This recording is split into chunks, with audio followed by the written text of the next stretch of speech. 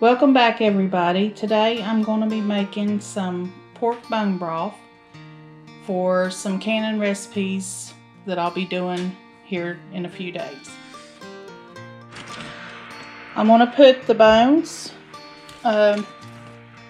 in this roaster pan. I may have to get a bigger one. Looks like.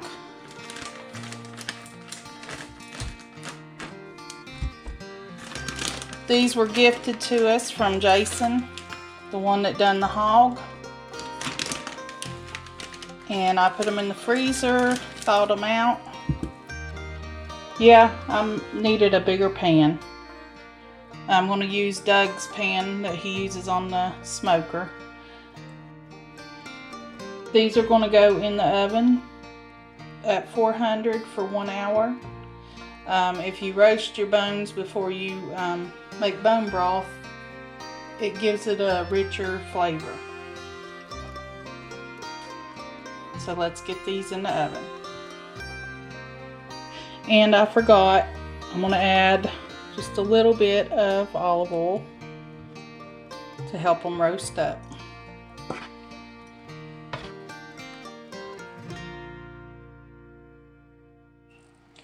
Here they are out of the oven.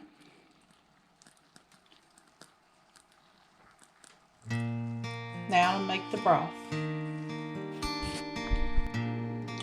I'm going to use my water bath canner, the Ball Fresh Tech. It does really good. You can use a roaster oven or just a pot on the stove. Let's get it loaded up.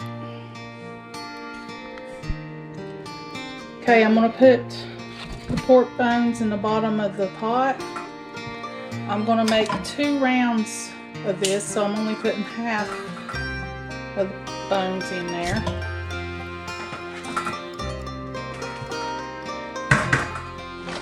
Okay, I've got some celery tops and all that I froze, and some onion skins and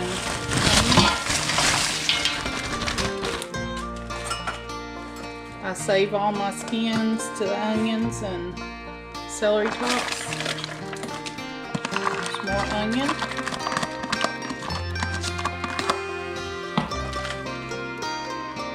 And I'm going to put a couple tablespoons of apple cider vinegar. That'll pull the marrow out of the bones.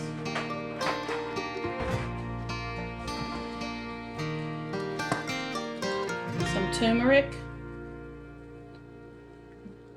That's really good for your muscles. If you have aches and all in your muscles. Okay, I'm going to put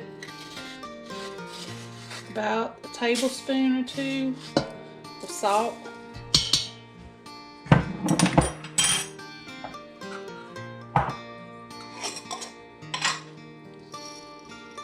Got that much peppercorns, a little bit more.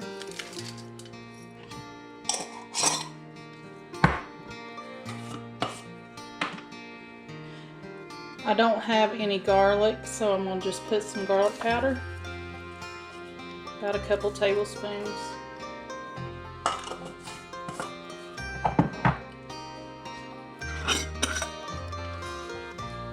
And about 3 or 4 bay leaves since they're small. You can add whatever seasonings to this you would like. Now I'm going to cover this with water, put it on my back porch or pantry, in the pantry, and I'll be right back with you. Okay, I've got this on our covered back porch or our pantry. I've got it back here because this is going to go for 36 to 48 hours. It's a long process, but it's basically hands off. So I'll come back whenever it's done. Also, if you're going to use a pot on the stove, you want to just keep it on low and let it go for a couple days. And you can use your Instapot. I'm not sure of the directions for it. But I'm going to put this on medium for now. I may turn it on low at nighttime. But I'll come back when it's finished. Okay, I've let it go for about 48 hours. This is what it looks like. Now I just need to strain it. I'm going to get out the big chunks and put them in a big colander.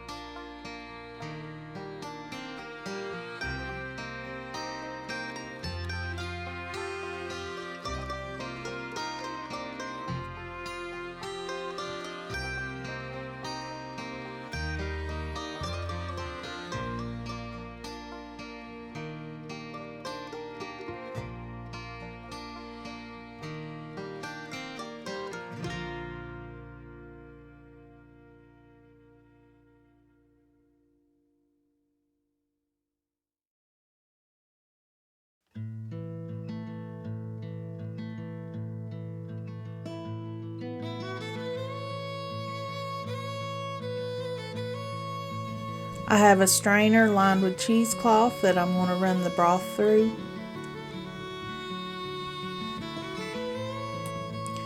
This will get out any little pieces left in the broth, and it'll make it a clear broth.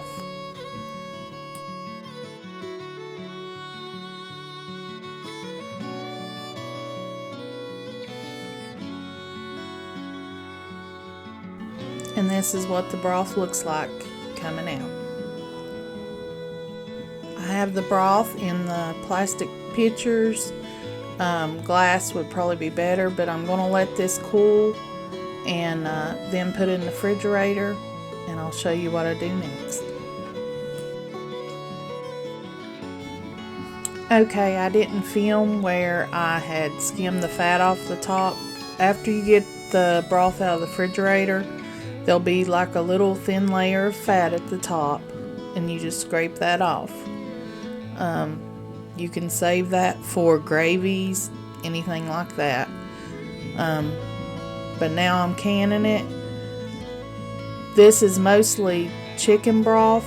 I used the pork broth for some other canning recipes that'll be coming up soon. But I'm filling to 1-inch headspace. Then wiping the jar rim. You don't have to debubble because this is a liquid, but I'll put on the lid and the ring and put it in the canner.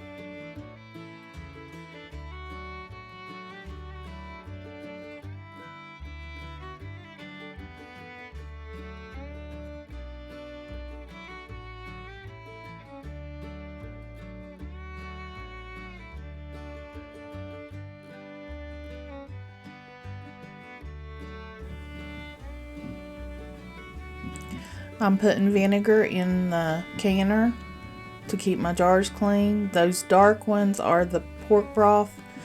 I'm going to bring this up to pressure, vent for 10 minutes, then can for 25 minutes.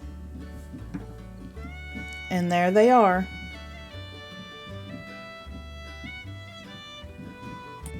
I want to thank our buddy Jason for gifting us the bones for the broth. And I want to thank you all for watching. I hope you have a blessed day and come back and see us.